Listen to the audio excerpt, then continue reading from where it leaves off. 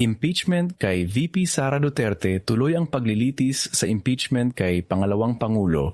Sara Duterte ay magpapatuloy. Ito ay batay sa plano sa kabila ng mga kinakaharap ng kanyang ama na si dating Pangulong Rodrigo Duterte sa International Criminal Court, ICC. Kinumpirma ng Pangulo ng Senado na si Senador Francis Escudero na magsisimula ang paglilitis sa pamamagitan ng pagbasa ng artikulo ng impeachment sa Hunyo 2, kasunod ng pag-aproba sa mga binagong alituntunin ng paglilitis. Samantala, pinuri ni Speaker Martin Romualdez ang Senado para sa kanilang paghahanda. Binibigyang diin ang kahalagahan ng pagsunod sa tamang proseso at pagtiyak ng patas na paglilitis. Sinuri ng House Prosecution Panel ang ebidensya at mga legal na argumento upang maipakita ang isang matibay na kaso.